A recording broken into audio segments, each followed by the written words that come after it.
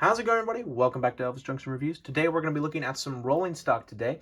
We are looking at a ScaleTrains rivet counter Thrall carbon black covered hopper with 28 hatches for Degussa Chemical number 2077. As you can see, I paid $39.95 for this, and it is of the rivet counter line, as I said. So let's get it out of its box here. Hope everybody's having a good day today. Please don't forget to have some going in the comments down below. Okay, check that box off to the side. Oops, just did something it shouldn't have done. Here is our box inside its, our hopper inside its nice protective packaging. And here is our diagram here, or at least our paperwork here. It's quite big. It has a warranty on it. It also talks about instruction sheets. Oh.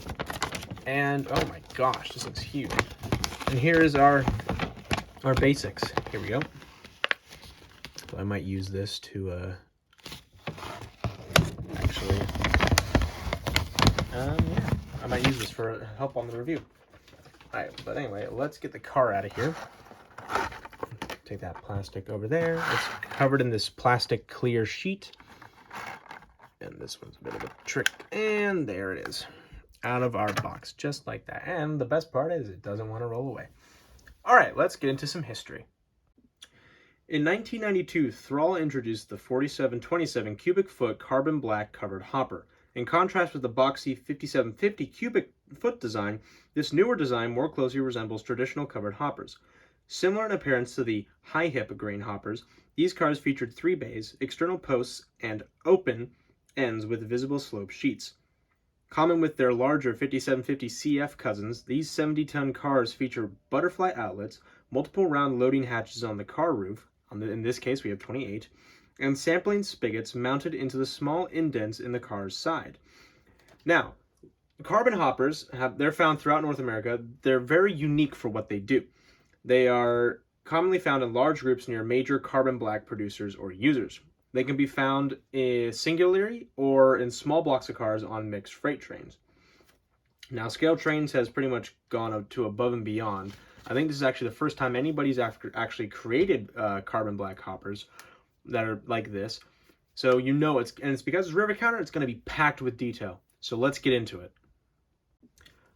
Before we actually get into the detail, I really want to quickly also mention that on ScaleTrains' website, it says that our car here, number 2077, was built between June and July of 1996, and it can apparently be still found on the rails today. So we're going to get into some front/rear details. It's pretty much going to be the same on the other side, minus the brake wheel. But anyway, so we are currently looking at the front back of the carbon car here. We have lots of printable, legible print writing on here, like do not load carbon black over a specific number. We have sharp objects must not contact the lining, so do not steam interior or clean with boiling water, and a few other things here. We also have our reporting marks here, DCBX for Degussa Chemicals, number 2077.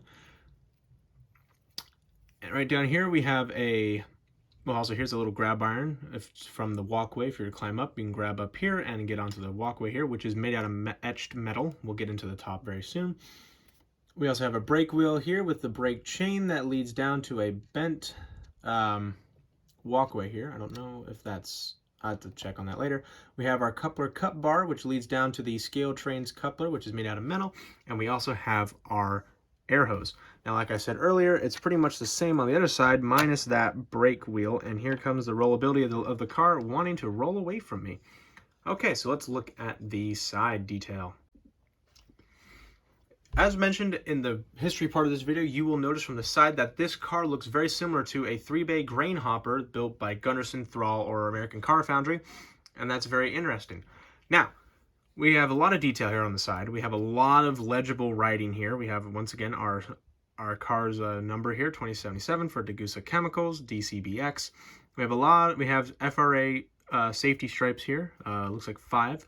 We have jack pads with more legible right above the trucks here. And actually, let's look at the bottom here, and you can see that the gravity outlets have circular openings here. And there's our air reservoir. Putting her back on our wheels here, we look over here to the right. You see that little blue mark right there? That says Thrall car on it, which shows you that this car was built by Thrall. Now, we're looking at the top here, there are 28 hatches. Up here, you can count them if you want. Pause the video now. And we have our metal etched walkway, which kind of feels like a razor to me almost, for shaving, which was very fascinating to me. We have more. We have a square that says plate. I believe that's a C. Yes, it is. And I'm just way too far away to actually be able to read all these. So hold on. Let's see. It says do not use hammer on car body. I can't read what that one says. There are little legibles above these. I want to say those are holes, probably for warming the carbon. I'm not exactly sure. And we have a lot more. There's just a lot of printable, legible stuff on here. Okay, let's get into my final thoughts. So my overall thoughts on this freight car is that it looks great. And it rolls great, which is also very problematic for me because when I was setting up, it took me around 5 minutes to get it to stop rolling because this table that I'm working on with is very unstable. So anyway, but apart from that, it looks great because it's a rivet counter. Now the fact of the matter is ScaleTrains has not made any carbon black hoppers in a very long time. I want to say at least 2 years now, which makes these very rare and very wanted. But anyway, thank you very much for watching. If you enjoyed, please hit the like button and also subscribe if you have not. And hit the notification bell to know when I upload another video in the future. Anyway, thank you very much for watching, guys, and I'll see you in the next one. Bye for now.